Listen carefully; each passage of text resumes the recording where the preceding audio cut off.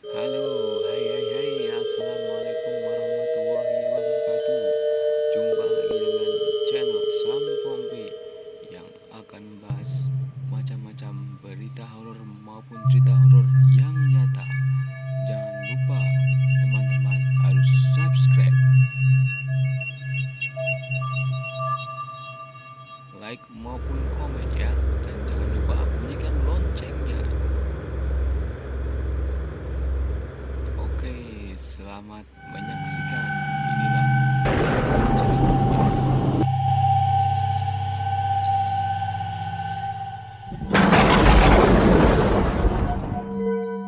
Assalamualaikum warahmatullahi wabarakatuh. Berjumpa di channel saya Sampompi. Kali ini kita akan membahas cerita misteri atau cerita horor yang datang dari Azam Sodakta. Ya, kisah ini yang diberi judul adalah Bertemu Wanita Misterius Part 1. Oke, kita mulai langsung aja ya. Ini bercerita bahwa Jawan Bahian adalah seorang pemuda yang sedang pesantren di daerah kota Bandung.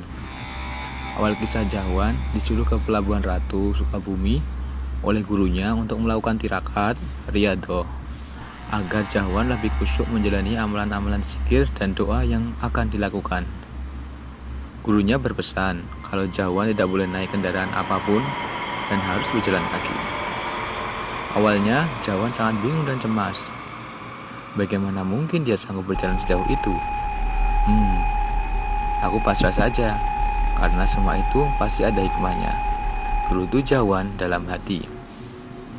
Tepat di hari Jumat, selesai sholat Jumat, Jawan berpamitan kepada gurunya. Berbekal uang 350.000 dan beberapa potong pakaian ganti, Jawan memulai perjalanannya dari Bandung. Selama perjalanan, Jawan terus memikirkan apa yang akan terjadi nanti. Jika sudah sampai di sana, dari Bandung ke Pelabuhan Ratu bukanlah perjalanan yang dekat. Tempat yang akan didatangi Jawan adalah tempat yang jauh dari keramaian. Bisa dikatakan tempat terpencil. Lelahnya perjalanan tak mengubah niat Jawan untuk menghentikan langkahnya, walau sekedar beristirahat di tempat-tempat yang mungkin bisa disinggahi.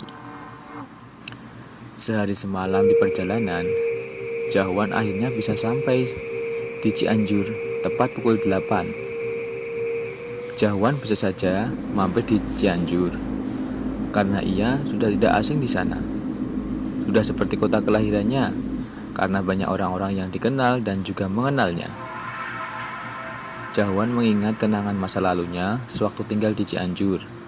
Ia berniat mampir sebentar ke tempat gurunya di pesantren dan ke rumah teman-temannya di daerah itu. Tapi itu tidak mungkin dilakukan karena gurunya di Bandung tidak memperbolehkannya singgah dimanapun. Akhirnya, Jawan melanjutkan perjalanannya dari Cianjur menuju jalan lintas Sukabumi dengan menyusuri jalan-jalan di daerah Cianjur.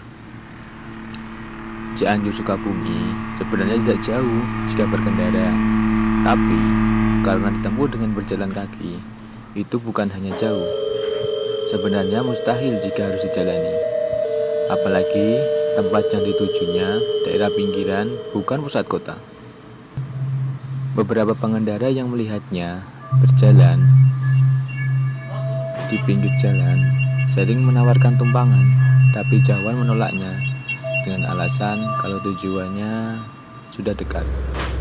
Jawan berjalan mengikuti jalan raya karena Jawan tidak tahu jalan pintas. Ia hanya melihat palang penunjuk jalan dan sesekali bertanya ke beberapa orang di jalan arah tempat tujuan itu.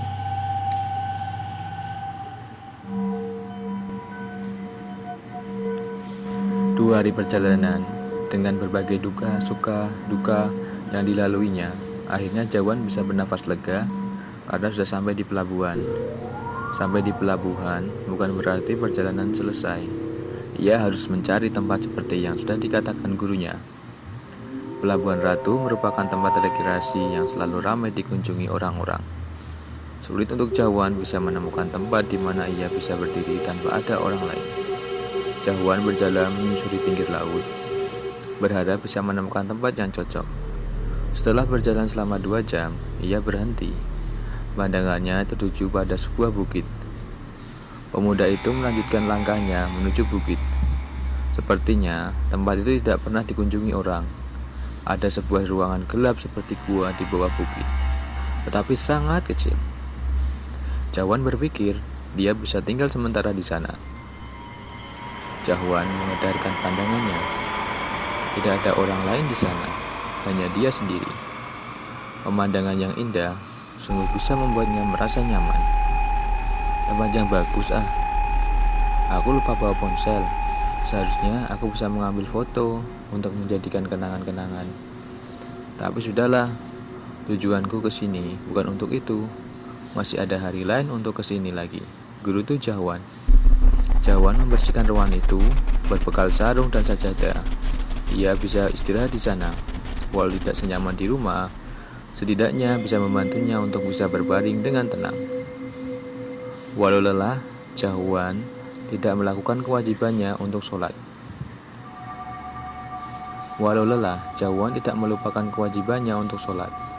Suara azan masih terdengar sampai ke bukit. Ia berpikir, bagaimana sholat di tempat itu? Tidak mungkin wudhu pakai air laut. Hari makin siang. Jahuan berpikir untuk berjalan menyusuri pepohonan di bawah bukit. Ia menemukan genangan air jernih sekitar 200 meter jaraknya dari bukit. Tanpa berlama-lama, Jahuan membersihkan badannya dan berwudu. Ia segera menunaikan kewajibannya untuk segera sholat. Saat malam tiba, Jahuan mulai merasa takut, sedih dan gelisah. Sebelumnya, ia tidak memikirkan itu. Yang dia tahu hanya menjalankan perintah gurunya. Di bawah bukit, jauh dari pemukiman, tempat itu berubah menjadi menyeramkan, sangat berbeda di kala siang hari. Jahuan merogoh kantong celananya. Ada korek dan 2 batang rokok. Ia segera mengumpulkan kayu dan dedaunan kering untuk menyalakan api. Sesekali ia juga menyesap rokoknya untuk mengurangi rasa takut. Suara petir bergemuruh, menandakan hujan akan turun.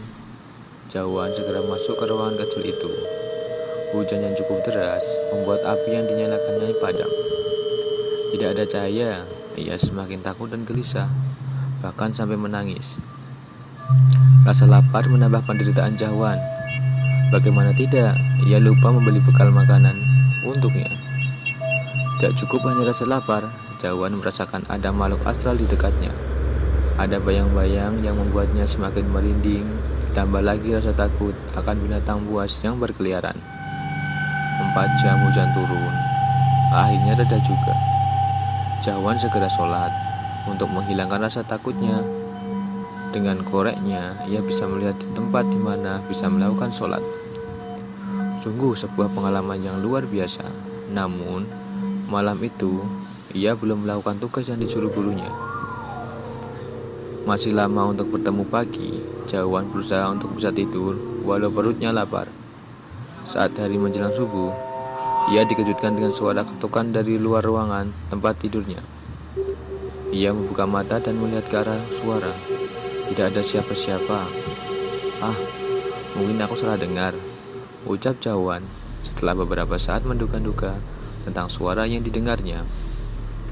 Pemuda itu melirik jam di tangannya. Ternyata sudah jam 5.10. Waktunya sholat subuh. Ia segera berjalan menuju air mengalir di dekat bukit dengan meraba-raba jalan, karena memang masih gelap. Setelah selesai sholat, Jahuan segera pergi mencari makanan. Ia membeli bahan makanan yang bisa dimasak dan menyisakan uang 50.000. Bahan makanan sudah ada, tapi ia tidak memiliki panci untuk digunakan masak. Jahuan berpikir akan meminjam panci kepada orang yang ada di sekitaran pantai. Ia menemui seorang ibu dan menjelaskan maksud kedatangannya. Ibu pun itu memberikan panci yang sudah tidak dipakainya lagi. Panci ada, bahan masakan ada, tapi bagaimana masaknya? Itu tidak penting sekarang. Yang penting perut bisa terisi. Jahuan memasak ala kadarnya tanpa memikirkan itu masakan akan jadi seperti apa. Dengan cepat, ia memasak ala dia sendiri.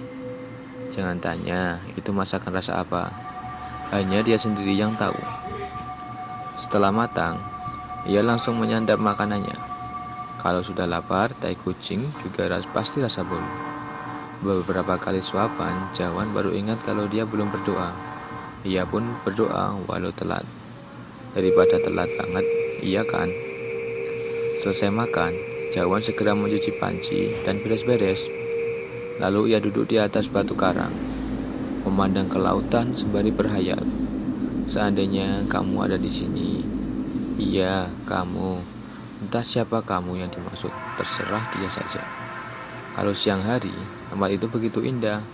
Namun saat maghrib tiba, semua keindahannya hilang ditelan gelapnya malam. Tapi ia sudah tertolong dengan korek yang dibelinya di pasar. Saat maghrib tiba, Jawan langsung sholat.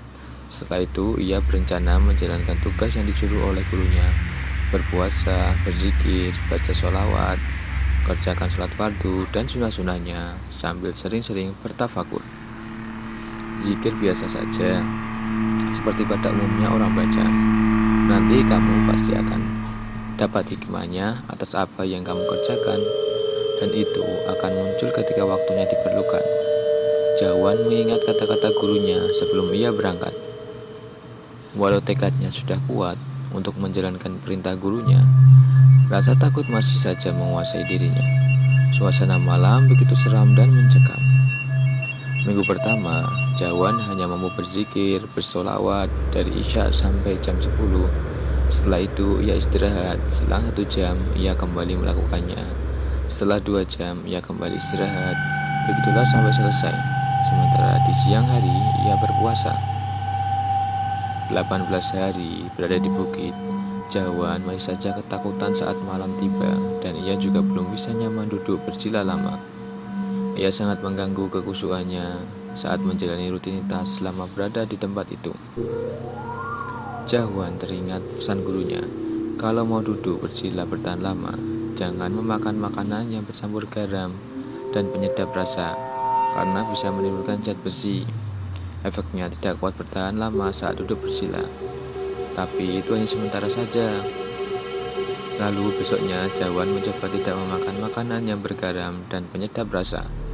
4 hari ia tidak memakan garam dan penyedap rasa.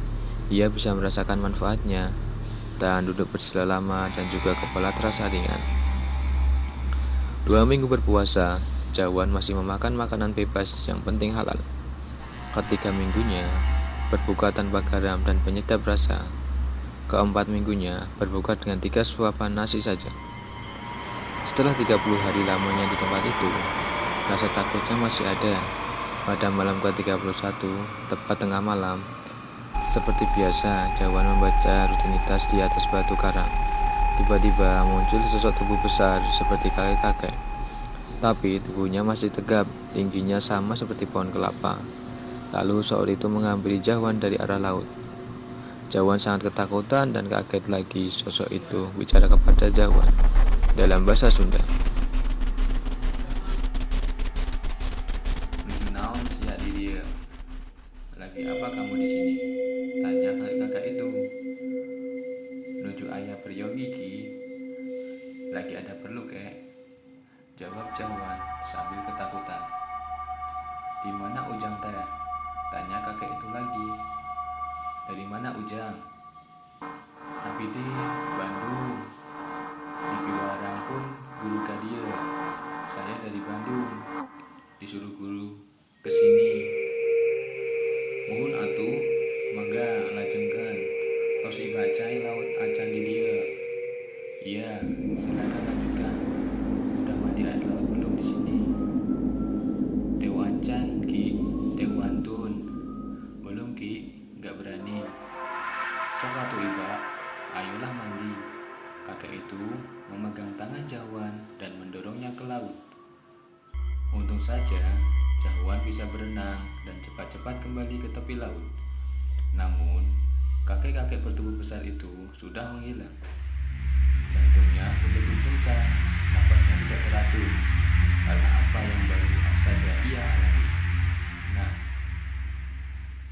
cukup sekian dulu ya untuk episode kali ini. Nanti akan kita sambung lagi di episode selanjutnya. Jangan lupa like, subscribe, dan bunyikan lonceng agar tahu kelanjutan cerita misteri lainnya yang sangat menarik. Sampai jumpa.